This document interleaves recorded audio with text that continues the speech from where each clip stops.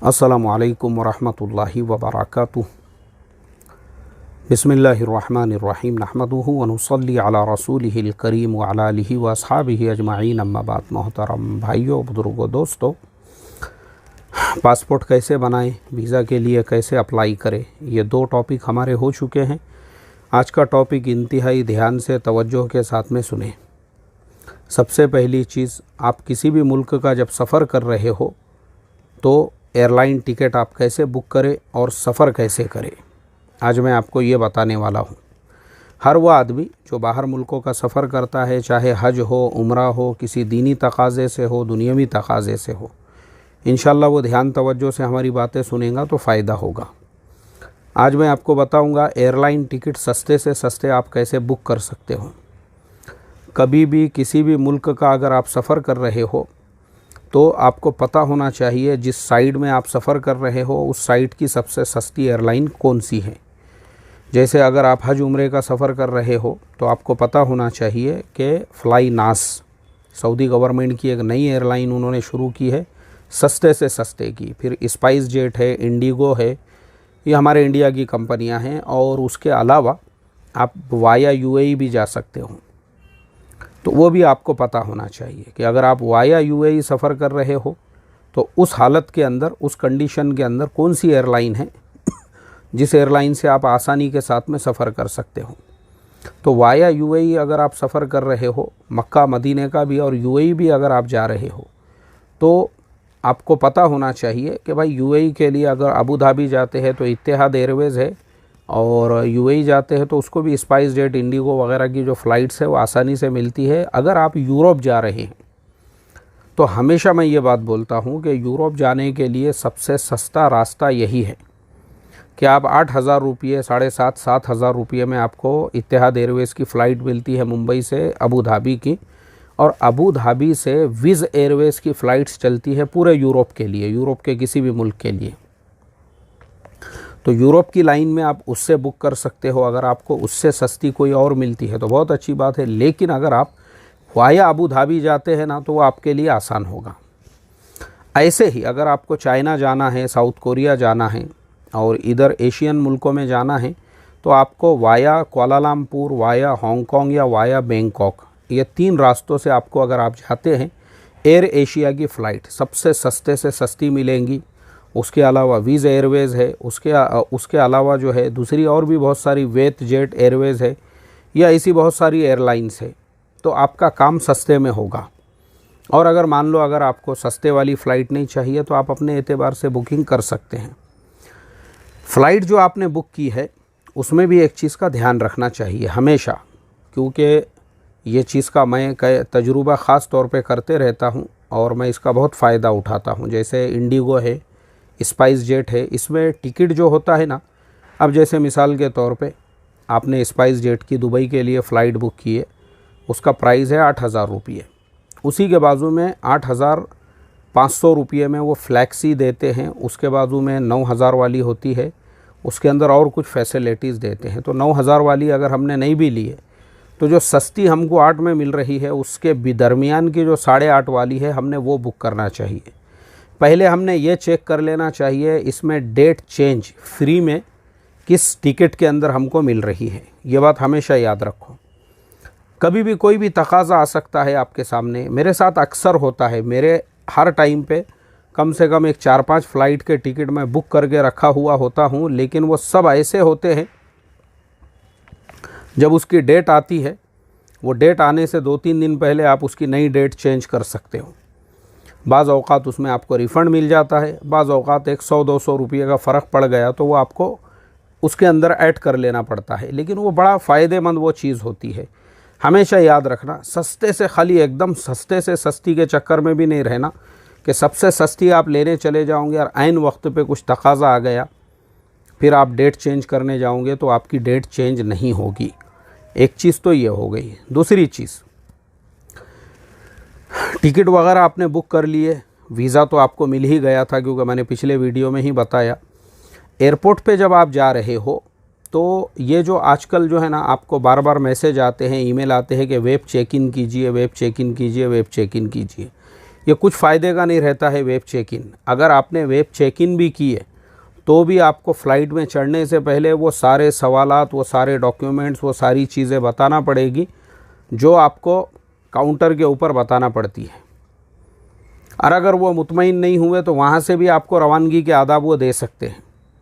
ये सब बातें आपको पता होना चाहिए। ऐसा नहीं है कि आपने बोले मैंने वेब चेक इन कर लिया, क्योंकि मैंने देखा हूँ ऐसा बहुत सारे लोगों को साइड में रोक कर उन्होंने उनको फ़्लाइट में जो है फ़्लाइट के अंदर बोट करने से रोक दिए। मैंने तहक़ीक़ किया तो पता चला कि वो लोगों ने वेब चेक इन किए थे मगर उनके पास में प्रॉपर डॉक्यूमेंट्स नहीं हैं।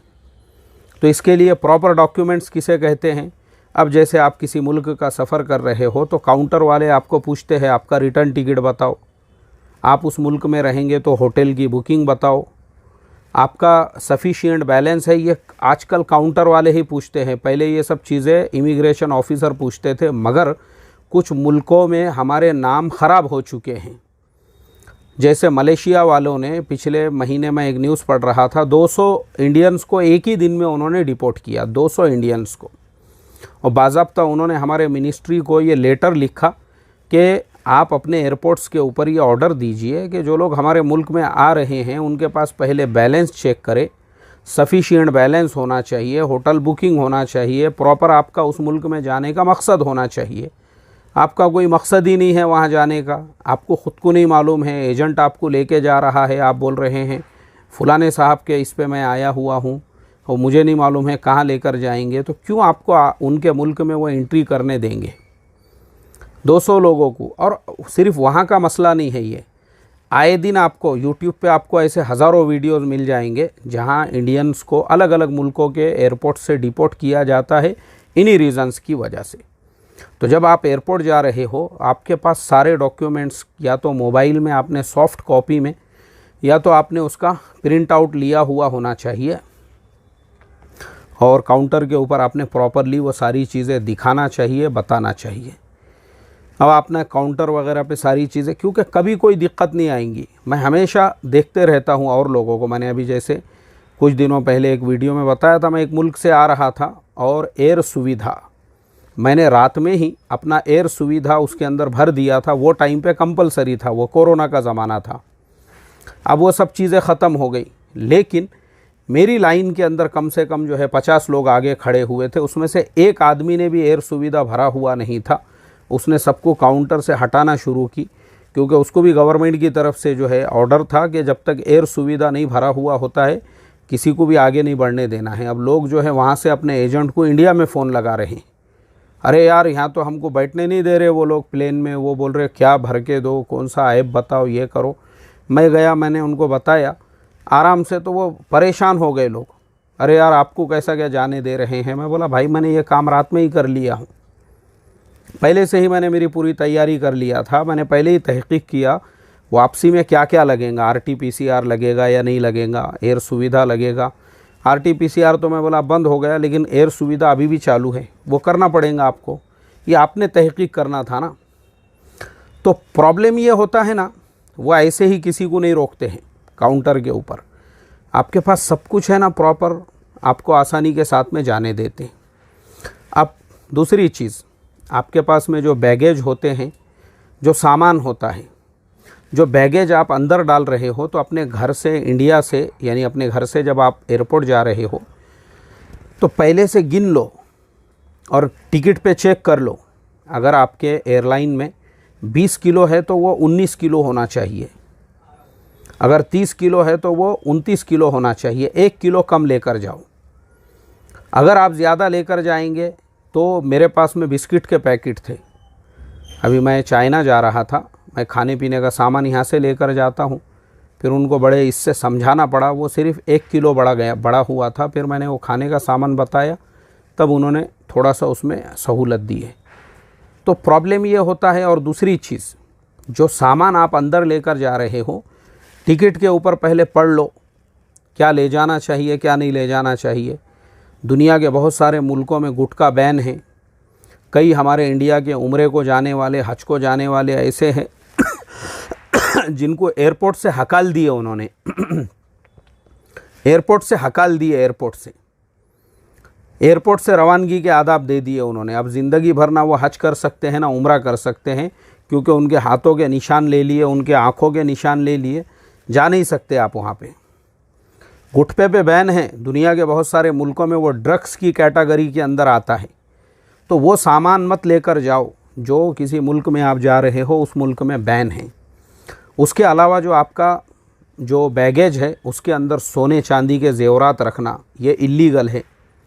पैसा उसके अंदर रखना ये इल्लीगल है, क्योंकि ऐसी आपको कई कारगुजारियाँ मिलेंगी जिसमें कई लोगों का सोना चांदी के जेवरात रखे हुए थे या उन्होंने जो है पैसे रखे हुए थे और बाद में वो पैसों का कोई पता ही नहीं चला। रीज़न ये है, अगर आप एयरलाइन कंपनी से कम्युनिकेशन भी करते हैं ना, वो क्या बोलते हैं, वो बोलते हैं भाई ये हमारी रिस्पॉन्सिबिलिटी, हमारी ज़िम्मेदारी नहीं है। पैसे क्यों रखे थे आपने उसके अंदर, मैं आपको पैसे ले जाने का भी तरीक़ा अभी बताऊंगा। बजाय उस बैग के अंदर पैसे रखने के उसका एकदम आसान तरीक़ा है, जो बैग आपके साथ में रहेगा ना, आप अपनी ज़रूरत के मुताबिक पैसे उसमें भी रख सकते हैं। सिक्योरिटी वाले कुछ नहीं बोलते आपको, इमिग्रेशन वाले कुछ नहीं बोलते हैं। जितनी ज़रूरत है आपको सफ़र की, अगर उतना कैश भी है आपके पास, कोई नहीं रोकता आपको। और अगर मान लो आपको ये डर है कि भाई ये बैग कहीं छूट गया, कहीं गुम गया या पैकेट में से गिर गए, आजकल बहुत सारे हर बैंक जो है ना वो आपको एक कार्ड देता है। अभी जैसे मेरे पास में खुद एक कार्ड है और ये मेरा कार्ड है, देखो ये इंटरनेशनल जो है ये करेंसी वाला कार्ड है। और मेरे पास अपने वैसे तो एटीएम क्रेडिट कार्ड रहते ही है। आप हैरत करोगे, मैं इतने मुल्कों की बात करता हूँ, साउथ कोरिया में 3 मरतबा गया। अगर आप मेरे से पूछोगे कि वहाँ की करेंसी कैसे होती है, नोट वहाँ का, मुझे नहीं मालूम है, मैंने नहीं देखा अभी तक। यूएई में इतनी मरतबा गया हूँ, मुझे ख़ुद नहीं मालूम है वहाँ के भी नोट कैसे होते हैं, तो मैंने कभी देखा ही नहीं ध्यान तवज्जो के साथ में। कतर में गया था, मैं चाय पी रहा था, मुझे ये नहीं मालूम था कि यहाँ का 1 रियाल है कि 100 रियाल है। तो होटल वाले ने मुझे बोला, अरे भाई बाद में दो, बोले आप कोई बात नहीं है, 1 ही रियाल हुआ चाय का। वैसे मेरे पास, मैं रखता भी इसलिए नहीं हूँ क्योंकि अल्लाह हमारे मुशर्रफ भाई को जज़ाए खैर दे, और हमारे इसी तरह से मकबूल भाई है सारंग, ये सारे लोगों ने वहाँ 1 रुपया ख़र्च करने दिए नहीं कतर में। और ऐसे ही हमारे यूएई में जाता हूँ तो हमारे जो है तमीम भाई है, उनके अलावा हमारे समीउल्लाह भाई है, अब्दुल क़य्यूम भाई वग़ैरह, ये लोग ऐसे हैं बेचारे मुखलिस, ये वहाँ पैसे ख़र्च करने नहीं देते। साउथ कोरिया जाता हूँ तो वहाँ के मेरे जो शागिर्द स्टूडेंट्स वग़ैरह है वो कुछ खर्च करने नहीं देते, लेकिन फिर भी मैं एहतियातन अपने साथ में ऐसा कार्ड रखता हूँ। कैश मैं बिल्कुल नहीं लेकर जाता हूँ, कहीं पे भी नहीं लेकर जाता हूँ। मैं पूरा ट्रांजैक्शन ऑनलाइन करता हूँ। कहीं पे भी ज़रूरत पड़ी, आजकल हर बैंक, उसमें मैं आपको नाम लेकर बोलूँगा, डीसीबी बैंक के अंदर एक नियो ग्लोबल कार्ड मिलता है, नियो ग्लोबल कार्ड। उसमें कोई भी आपको चार्जेस नहीं लगते, आप पूरी दुनिया में कहीं पे भी उसको इस्तेमाल करो। तो और ये मेरा अलग बैंक का है, क्योंकि मैं इसलिए बता रहा हूँ आपको कि मैं किसी कार्ड का जो है प्रमोशन नहीं कर रहा हूँ। ये मेरे पास वो नियो ग्लोबल नहीं है, लेकिन वो अच्छा कार्ड होता है। मेरे पास मेरे अपने बैंक का है, जो सैलरी अकाउंट मेरा है, तो उसने मुझे दे दिया, तो मैं बोला चलो अपना काम इस कार्ड से हो रहा है तो फिर कुछ प्रॉब्लम नहीं है। तो आपके पास में जो है ना इस तरह का अगर आपने कार्ड ले लिए, अगर आपका एसबीआई में भी अकाउंट है, एसबीआई वाले भी देते हैं, अच्छा चलो छोड़ दो, ग्लोबल कार्ड की को छोड़ दो, आपका ख़ुद का जो एटीएम कार्ड है, बस इतना करो कि इंडिया से जाने से पहले उसका इंटरनेशनल ट्रांजैक्शन ऑन कर दो, उसमें एक लिमिट लगा दो 20,000 25,000, तो आपको वहाँ पे जाने के बाद कोई दिक्कत नहीं आएंगी। मगर कैश अपने साथ कैरी मत करो, अपना जो लगेजेस बैगेज है ना उसके अंदर भी मत डालो, उसके अंदर रखेंगे आपको आगे चल के दिक्कत आएंगी, वो चोरी हो गया। और ये मैंने मेरी आंखों से देखा हूँ, बहुत सारे जो बैगेज है ना, बहुत सारे बैगेज उसको खोल के उसके अंदर की बहुत सी कीमती चीज़ें जो है लोग निकाल लेते हैं। कुछ नहीं कर सकते आप, क्योंकि ये तो कानून है, वो टिकट के ऊपर ही लिखा हुआ होता है कि आप ज्वेलरी है, आप सोना है, चांदी है, जेवरात है, कैश है, डॉलर्स है, रियाल है, दिनार है, दिरहम है, वो आप बिल्कुल अपने लगेज में कैरी नहीं कर सकते। अब आप कर रहे हो वो अपने ओन रिस्क पर, वो चोरी हो गया, आप कुछ नहीं कर सकते उसके बाद। याद रखो, मैं ख़ास तौर पे बार बार बोल रहा हूँ आप लोगों को। अब आप बैगेज वगैरह आपने अंदर डाल दिए और आप निकल गए आप लोग सिक्योरिटी चेकअप की तरफ। सिक्योरिटी आपका चेक हो गया, इमिग्रेशन में आप जा रहे हो तो आपको पता होना चाहिए आप जिस मुल्क में जा रहे हो, आपका एयरपोर्ट जहां आप उतरने वाले वो शहर कौन सा है, आप कितने दिनों के बाद वहां से कौन सी तारीख़ को वापस आने वाले हो, ये सब याद होना चाहिए आपको। आपका पासपोर्ट किस शहर में बना हुआ है, आप किस शहर में पैदा हुए हैं। इमिग्रेशन ऑफिसर ज़्यादातर यही सवाल पूछते हैं। वो पूछते हैं आप कहाँ जा रहे हो, भाई मैं जिद्दा जा रहा हूँ। कब वापसी होंगी आपकी? अब आपका जो रिटर्न टिकट है वो तो आपने बताया हुआ है, तो आपको याद होना चाहिए मैं 15 तारीख़ को वापस आने वाला हूँ। अच्छा ठीक है, कितने लोग हैं आप लोग? नहीं सर मैं अकेला हूँ। ठीक है, कोई बात नहीं। इस तरह से वो लोग सवाल पूछेंगे आपसे, तो आपको पता होना चाहिए। अब आप अगर गड़बड़ा गए वहाँ पे, फिर 50 सवाल पूछेंगे वो आपको। उसने पूछा आपका प्लेस ऑफ बर्थ कौन सा गांव है, आपने कुछ और जवाब दे दिए तो फिर आपको साइड में ले लेंगे वो लोग, फिर आपकी तहकीक भी कर सकते हैं वो लोग। तो इस तरह से इमिग्रेशन ऑफिसर को आपने प्रॉपरली जवाब देना चाहिए। सब चीज़ें आपको जहन में होना चाहिए। आप किस मुल्क में जा रहे हैं, वहाँ से आपकी वापसी कब होंगी, और ज़्यादा लंबे भी नहीं बताने का उनको, बड़ी बड़ी बातें और भीख मांग के खाते। सर मैं जिद्दा जाऊंगा, फिर वहाँ से मैं कतर चला जाऊंगा, फिर वहाँ से मैं दुबई चला जाऊंगा, फिर मैं वहाँ से अमेरिका चला जाऊंगा और मेरी 6 महीने के बाद में वापसी होने वाली है। तो वो भी ऐसा भी मत करो, जो है जितना है उतना ही बताओ आप उनको, तो वो आपकी बात को इत्मीनान बख्श, क्योंकि वो भी बड़े बड़े एक्सपर्ट्स होते हैं। मैं आपको ये सब बातें इसलिए बोल रहा हूँ, बहुत सारे लोग आ जाते हैं पकड़ में, और फिर वो एक आदमी पकड़ में आया ना, तो मान लो उसके साथ 4-5 आदमी थे, वो 4-5 की लौती लग गई। फिर मराठी में उसको बोलते लौती लगना।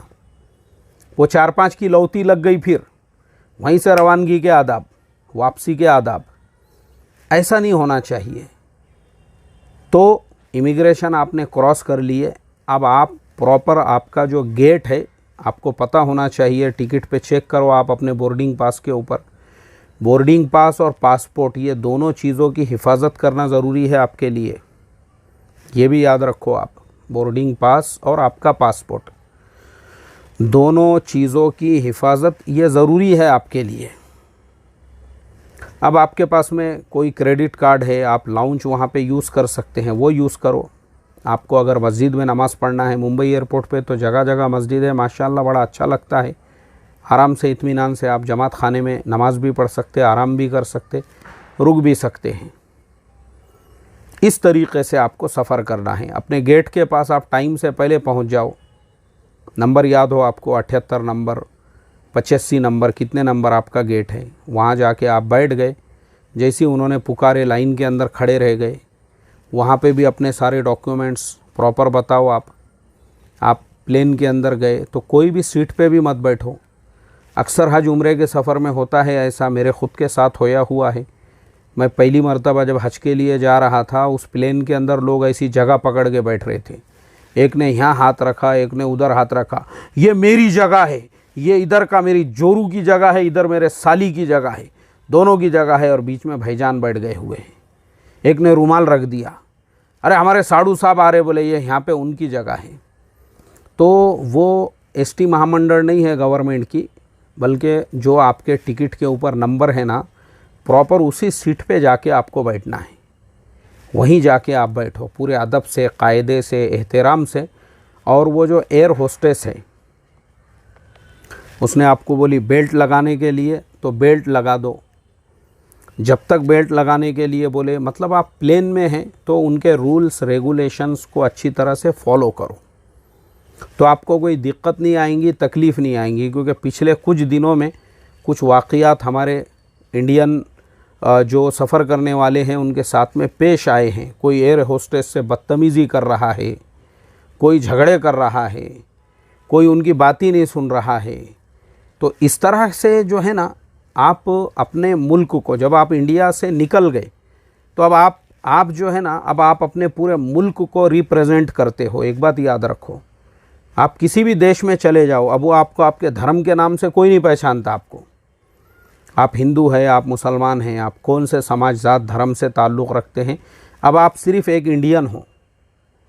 अब अगर आप उस मुल्क का कायदा कानून तोड़ते हो तो वो सिर्फ यही बोलते हैं कि you are Indian people like this and like this and like this. और अगर आप अच्छा काम करते हो तो आपकी तारीफ़ भी करते हैं, your Indian people is very good. तो इस तरह से अब आप अपने मुल्क को रिप्रेजेंट कर रहे हो वहाँ जाकर। तो इसके लिए प्लेन में हो, जिस मुल्क में जा रहे हो वहाँ का एयरपोर्ट हो, वहाँ के रूल्स रेगुलेशंस हो, वो सारे चीज़ों को हम फॉलो करें। ठीक है, चलिए, अगर मुझे ज़रूरत पड़ती है इसका मैं एक आधा पार्ट और चैनल पे अपलोड कर दूँगा। अगर आप लोगों को ऐसा लगता है तो आप नीचे कमेंट कर देना। कोई और टॉपिक आपके जहन में आ रहा होगा तो इंशाल्लाह बना देंगे उस पर भी एक आध वीडियो। अस्सलामु अलैकुम वरहमतुल्लाहि वबरकातुहू।